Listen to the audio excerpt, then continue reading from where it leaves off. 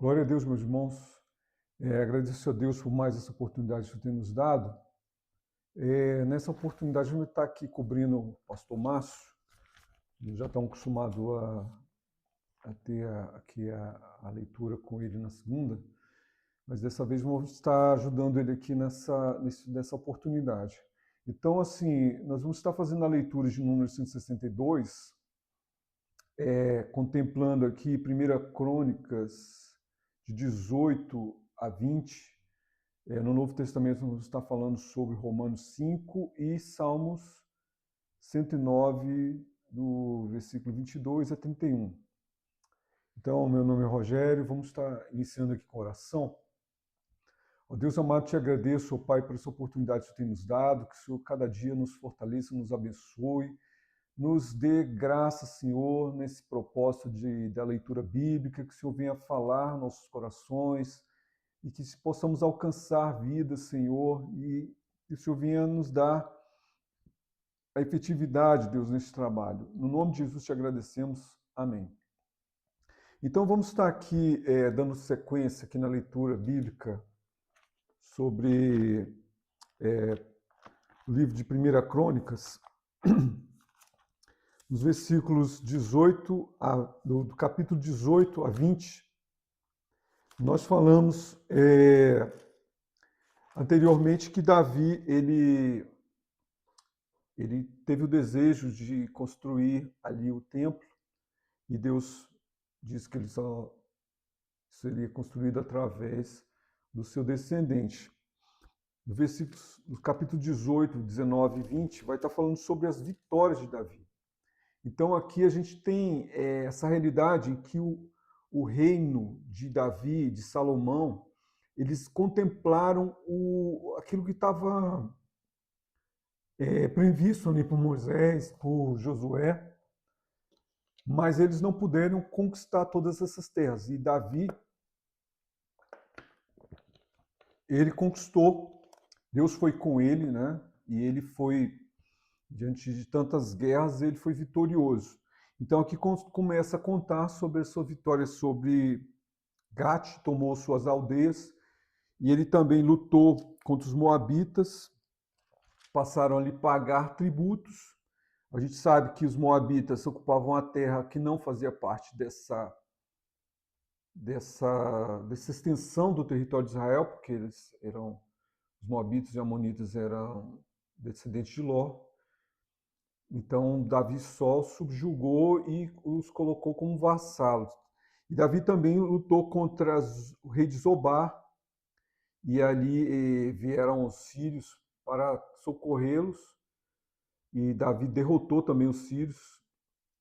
E também houve também uma peleja, né, contra os edomitas, que foram vencidos ali por Abisai, que derrotou 18 mil desses edomitas. Então, aqui a palavra fala que Davi tomou despojos, Davi tomou ouro, prata, bronze, uma quantidade enorme de bronze que foi tomada, e inclusive dá respaldo sobre a construção do templo, porque Davi não pôde construir, mas com as suas vitórias, com as suas conquistas, e ele despojava esses reinos, esse ouro, essa prata, esses materiais foram sendo acumulados para que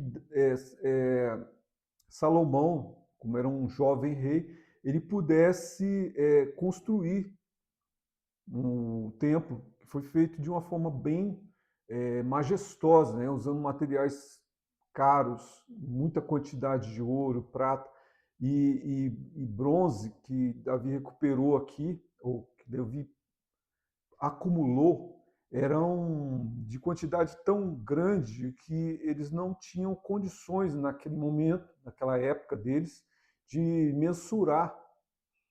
Então Davi, ele em vida ainda, ele acumulou muita coisa e do seu tesouro e desses bens preciosos que ele tomou das outras nações, ou até mesmo que foram doados, né? Porque quando ele derrotou o rei Hadadezer, né, rei de Zobar.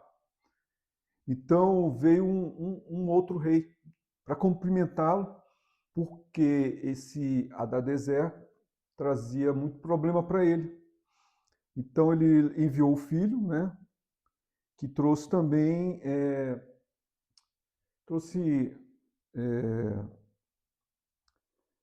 ofertas, né, de ouro, vasos de ouro para Davi. Então esse é o contexto, né, do capítulo 18, falando das vitórias, dos despojos que Davi tomou.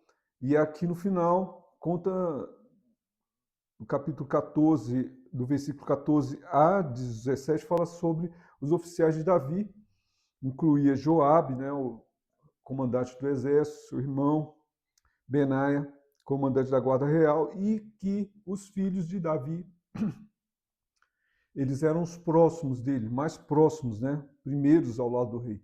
Então Davi já estava ali preparando seus filhos nessa linha sucessória, que acabou sendo Salomão, né, que tomou. Então os filhos de Davi estavam próximos dele. Tem momentos da Bíblia que a gente vê que alguns filhos tinham dificuldade, né, de falar com Davi, mas eles, no contexto geral, eles eram muito os primeiros ao lado do rei, né? Então esse texto bíblico dá esse panorama sobre a participação dos seus filhos já no reinado. Então no capítulo 19 vai falar sobre a guerra contra os amonitas, que também incluíram os sírios nessa guerra. Então, acontece, Davi ele tinha uma gratidão ao rei de Amon, né, Anás, nos momentos que ele estava fugindo lá de Saul, que ele não tinha para onde correr dentro do território de Israel, seus pais, né, também eram perseguidos, seus familiares. Então Davi pôde contar com o apoio, né, desses reinos ali vizinhos de Israel para poder ter proteção para sua família, até mesmo para ele, né, seu exército que foi se refugiar ali entre os filisteus. Anás também foi um desses reis que ajudaram Davi. Então, vindo morrer Anás, ele envia uma comitiva ao filho dele, sucessor de Anás, que era Anum, para honrar, né, a Anás. Mas Anum, junto aos seus conselheiros, vê aquilo com outros olhos, vê aquilo como uma oportunidade que Davi estava procurando de espiar a terra e investigar as fragilidades ali. Então eles criam uma situação ali de desonra, eles cortam a barba dos enviados de Davi pela metade, corta a roupa deles e enviam daquela forma, né, que eles ficaram extremamente envergonhados. Então, Davi envia outras pessoas que os aconselham a ficar até o tempo que a barba deles crescessem, eles ficassem até ali em Jericó, até que eles pudessem voltar novamente e não estarem envergonhados diante da sociedade, né, de Israel. Então ali, como Anum viu que tinha produzido realmente uma situação de afronta muito grande ao reino de Israel, ao rei Davi, que mandou seus comissários, foram tratados daquela maneira, ele corre atrás dos exércitos dos sírios, que trouxeram ali uma grande quantidade de carros, de soldados a pé, e se ajuntam em guerra, já se anteciparam, né? Eles já tinham feito algo que eles sabiam que ia ter consequências, mas eles se anteciparam a isso, contratando o exército dos sírios, né? Era muito comum nesse período, os exércitos às vezes ficavam ociosos porque não está em guerra, mas era um custo muito alto, com certeza, manter um exército pronto, né, de prontidão.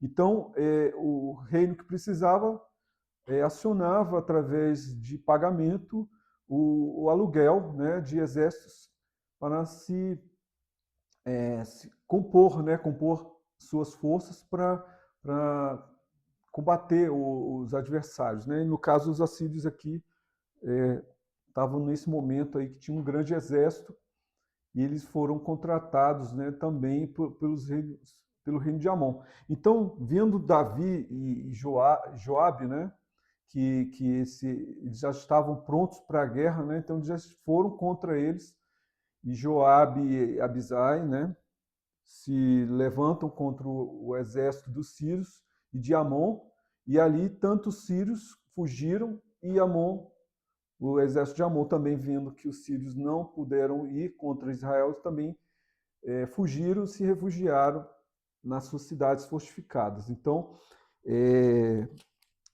essa foi uma guerra um pouco longa, essa guerra contra Amon, que não era o interesse de Davi, mas acabou, diante da forma como os comissários foram tratados, isso gerou uma guerra, né?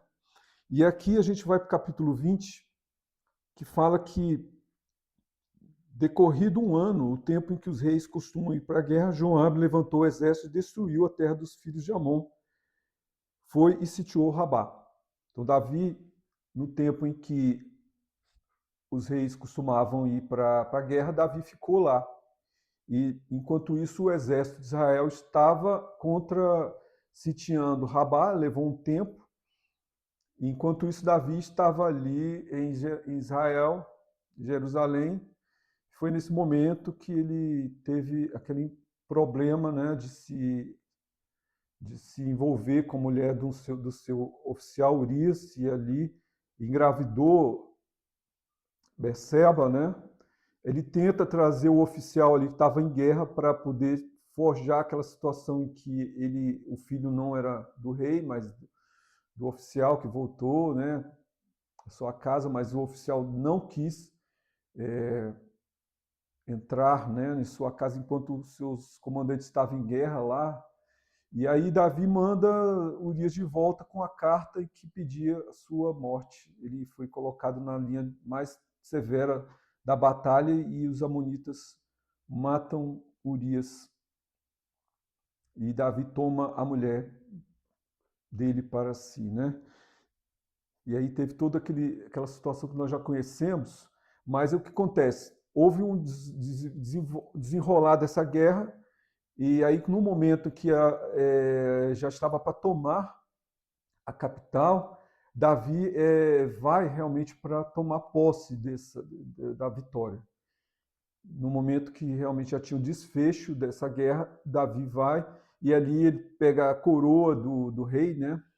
Uma coroa com bastante peso em ouro, e ali ele subjuga o rei de Amon, até porque, como Amon era filho de Ló, não foi dado o seu território a Israel, mas Davi, derrotando ali essa nação, ele os transformaram em vassalos.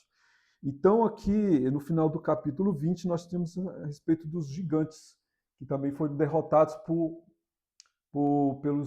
exército de Israel, inclusive um descendente de Golias, também um gigante, que também foi derrotado por um dos parentes de Davi, né? E aqui tem um relato também dessas vitórias contra outros descendentes gigantes, né, dos filisteus. Então, irmãos, vamos agora para Romanos 5, aqui no Novo Testamento. O livro de Romanos, ele é muito rico, né, em informações. Nós vamos pontuar aqui algumas partes, né, porque realmente o livro é muito precioso em informações, é um livro muito rico. E aqui a gente vai no gancho aqui do capítulo 4, Paulo usa já a figura de Abraão como o pai da fé, demonstrando, né, que a fé não era pelas obras, mas assim, Deus mostrou que a fé, né, de Abraão foi a base para a construção de toda a nossa fé, em que Abraão se torna o pai, né, da fé, né? Mas ele vem trazendo no capítulo 5, já nessa construção, ele já vem trazendo já para o próprio Cristo, né? e que nós somos justificados, pois, mediante a fé, temos paz com Deus por meio do nosso Senhor Jesus Cristo. Então ele vai construir agora dessa realidade da fé que começa lá em Abraão, ele vai trazer para a realidade de Cristo. E aí ele vai trazer realidades assim da vida cristã, em que ele vai falar, né? O livro é muito rico, né? Mas é uma construção, né, sobre a justificação pela fé. E aí ele vai falar sobre a realidade cristã daqui para frente, né? Que ele fala sobre a perseverança, né? Que a perseverança produz experiência e experiência produz. Não, vamos começar aqui de novo. E não somente isso, mas também nos gloriamos nas tribulações, sabemos que a tribulação produz perseverança. E a perseverança, também paciência, né? Produz experiência, e a experiência produz esperança. Então, essa é uma gradação da realidade, né? Isso é necessário, porque você vê a própria vida de Paulo reflete esse contexto, né? Que também a vida de Abraão, que não foi fácil, né? Então, a perseverança, ela vai te trazendo a resultados de maturidade, de crescimento. Então ele fala sobre isso aqui, mas ele retoma agora para a realidade da justificação pela fé, né? E aqui ele vai falar sobre esse contexto, né? De como Deus ele agiu antecipadamente ao nosso favor, né? Em que ele prova o seu amor para conosco. Ele não esperou que a gente desse a nossa resposta, né? Mas ele antecipou em que ele entrega Cristo por nós, sendo nós ainda pecadores. Então Deus provou o seu amor. E Cristo também, através do seu sacrifício, ele antecipadamente ele já se entregou pela uma humanidade que, a princípio, até o rejeitou, a própria sociedade, né? Mas Deus prova o seu amor por nós, em que ele confiou que o que ele tinha de mais precioso, que era o seu próprio filho, e o entregou por um povo, por pessoas que eram ímpias, né? Que foram alcançadas posteriormente, que puderam trazer realmente uma outra resposta para Deus, né? Porque a princípio Jesus foi rejeitado, mas ele se entregou por nós e se colocou como preço de redenção, que nos alcançou. Depois disso é que nós podemos, então, devolver esse favor a Deus, né? Entregando nossas vidas por ele. E aí, nessa construção, né, é toda uma gradação que Paulo está fazendo, ele chega aqui na parte final do versículo 12 a 21, em que Paulo vai fazer uma conexão entre o Novo Testamento e o Antigo, que é muito importante a gente ter esse capítulo 5 aqui de Romanos, que ele faz essa conexão entre o início ali de Gênesis, da criação do homem, e traz isso para a realidade do Evangelho. Porque é muito comum as pessoas tratarem como alegoria, né, a realidade da criação do homem, da mulher, como se fosse apenas algo assim alegórico. Mas você vê que aqui o Antigo e o Novo Testamento se convergem. E Paulo faz essa conexão em que ele coloca Adão, né, como aqui no versículo 14, fala assim, no final do versículo 14, mesmo sobre aquele que não pecaram à semelhança da transgressão de Adão, o qual prefigurava aquele que havia de vir. Ou seja, o Adão, na sua perfeição, ele prefigurava a pessoa de Cristo, que foi o único homem perfeito depois de Adão. E aí o que Paulo vai fazer? Além de juntar, né, que o Antigo Testamento não está dissociado do novo. A história da criação do homem não é uma alegoria. Adão realmente está sendo aqui vinculado ao texto bíblico no Novo Testamento. E o que acontece? Agora falando sobre justificação. Adão, como o primeiro homem, vindo Deus gerar a mulher a partir de Adão, Adão gerou toda uma humanidade. Todos nós somos descendentes de Adão.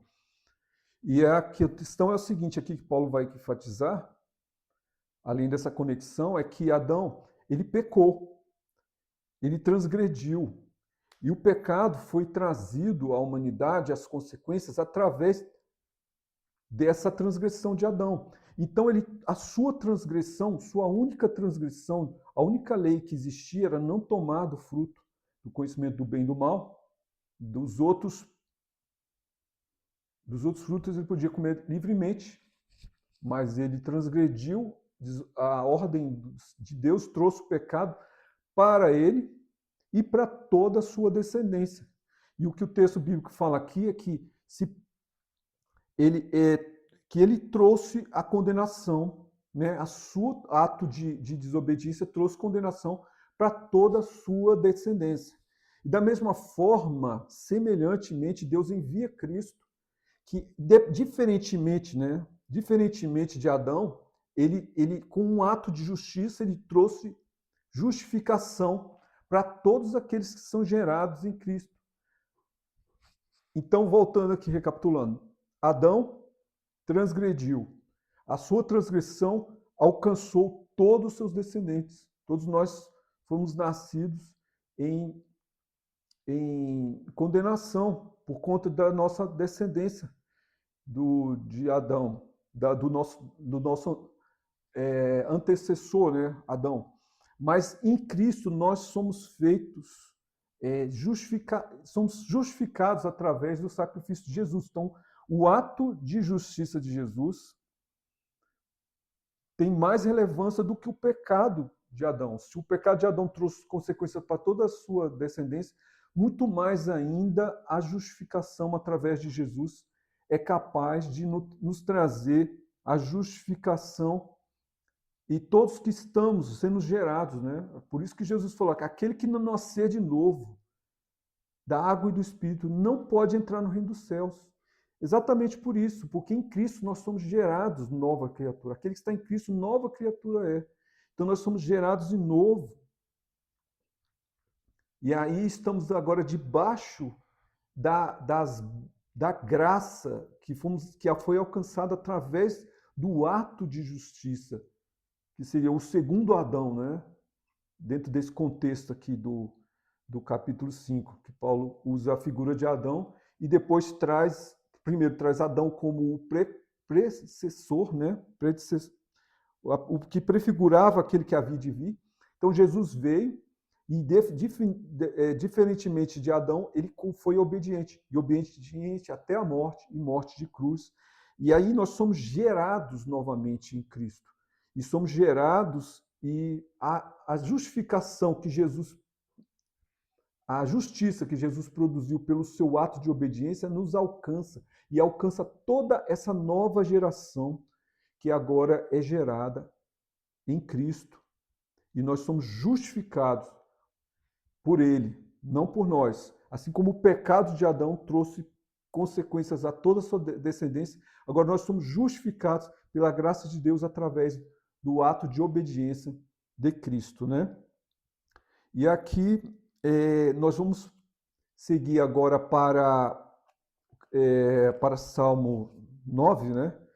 O Salmo 9 é um salmo imprecatório, né? Que roga punição sobre os ímpios, né? Sobre os seus adversários do salmista ou do povo de Deus. Mas aqui a gente, nesse trecho que nós vamos estar falando, parte final do Salmo 109, nós vamos estar falando de uma outra etapa, né? Porque o Salmo, de certa forma, é uma oração mesmo, é um hino. Ele começa meio que angustiado, assim, no sentido de punir, né? Isso que é um salmo imprecatório.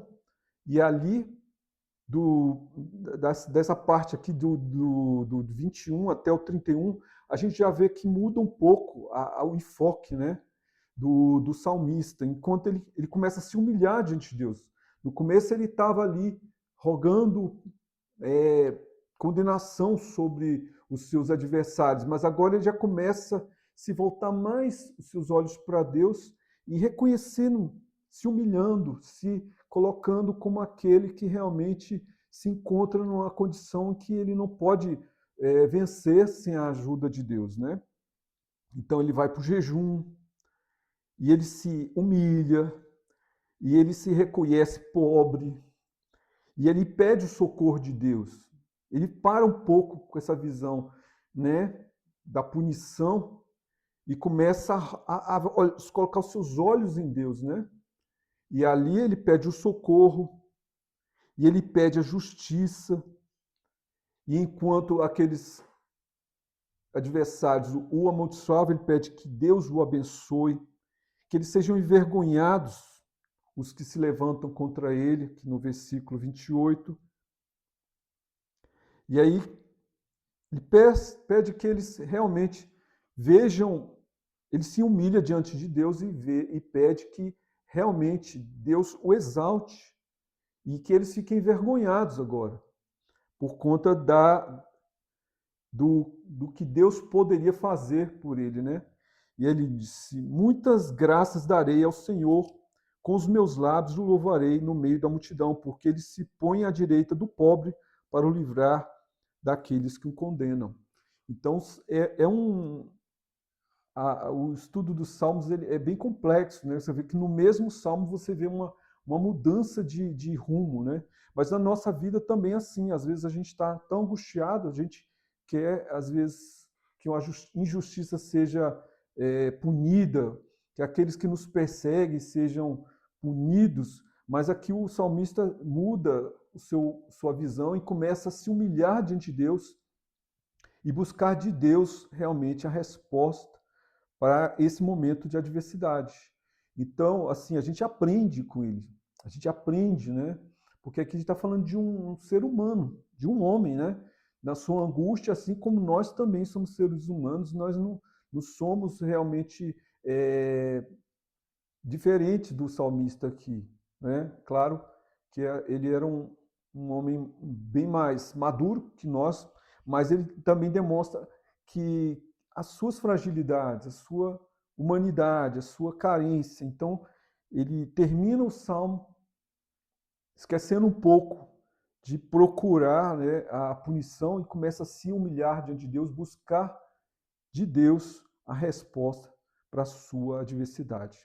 Amém, irmãos? Então, glória a Deus por essa leitura, que o Senhor nos abençoe e nos dê uma semana abençoada. Amém?